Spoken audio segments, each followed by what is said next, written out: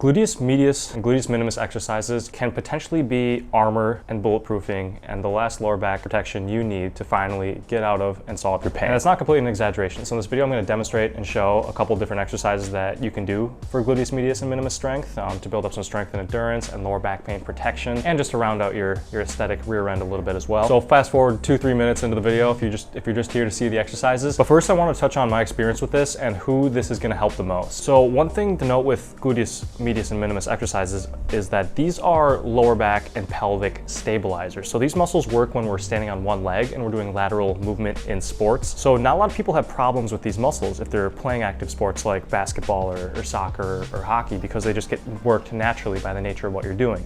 They also get worked when you're running. So if you're a jogger or a sprinter and you're on one leg all the time, you probably already have strength in the gluteus medius and minimus muscles because you're working them all the time. But where most people, including myself, run into problems is that when they stop playing sports, they stop working these muscles altogether. So for me, my back problems didn't start until I was 18, and I actually attribute a lot of that to the sports that I was playing growing up that just worked my body, including my gluteus medius and minimus muscles and my whole lower back and leg system very well just by the nature of the sports I was playing.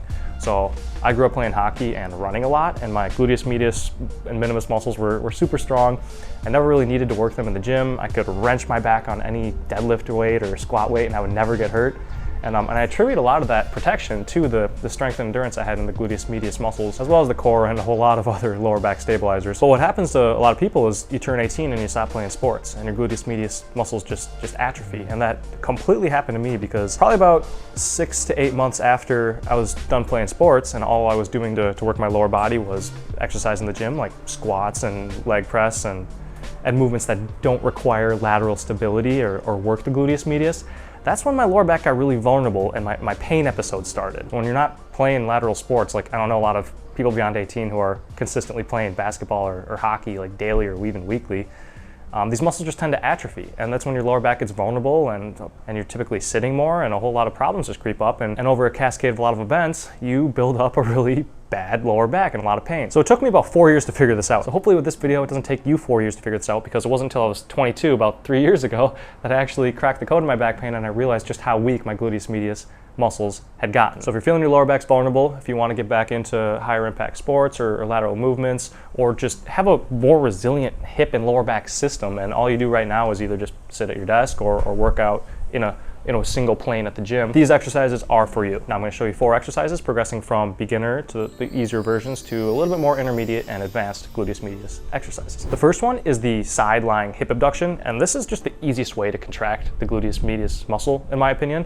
To do this one, you just lie on your hip and you do an abduction movement, which is getting the hip away from the body. Adduction is the other way, pushing the leg into the body. And this is a good one for beginners to start out at, just to learn what it feels like for the gluteus medius muscle to work. So I'd recommend putting your fingers right on the muscle and make sure you feel a contraction there and work the mind-muscle connection so your body knows what it's like for this muscle to work. If you've never worked this muscle in your life, you might be quite sore after this. If you have a lot of underlying constant tension and a lot of pain caused by this muscle, strengthening and working it isn't going to iron that out. So make sure you do your massage and stretching first if you have pain and a lot of constant tension in this muscle, because you can't strengthen your way out of that. And if you need a tool to do that or a video, check out my video on gluteus medius pain. The steps to get rid of that, this is kind of a tangent, but massage with QL claw. You can stretch through a variation of movements, and then strengthening is kind of step 3 to help round out the muscle and make sure it's a well-oiled functioning machine. Now the second gluteus medius and minimus exercise here is the fire hydrant. And there's a couple variations I like doing here. If you do just the standard one leg kick, you can probably do 30, 40, even 50 reps. If you're getting, I would say 40 reps in this movement, I would progress on to a harder variation of the fire hydrant or to a more complex gluteus medius exercise like 3 or 4 here I have coming up. Some cues here to keep in mind. Again, we want to make sure that it's actually the gluteus medius muscle that's contracting, so feel free to put your hand right on the muscle again to make sure you know what it's like to feel it working.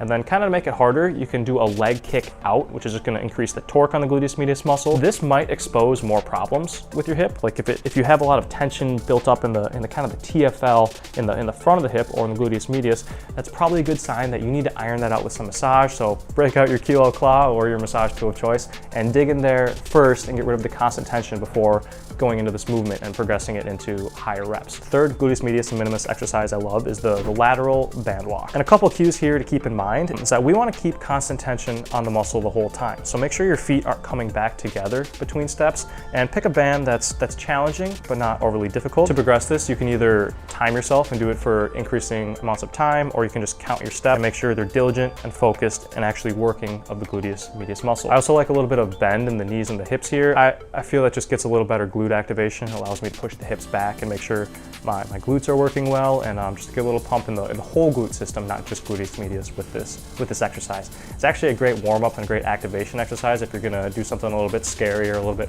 more intense, like play a sport or lift some heavy weight afterwards. This is a good warm-up to do to activate the muscles to make sure everything's firing correct. And the last gluteus medius exercise I love, and this is a little bit more intermediate or advanced, and this is the single leg deadlift. I like doing this in a cross fashion, so holding the weight in, say, your left hand while you're on your right foot, as opposed to holding the same.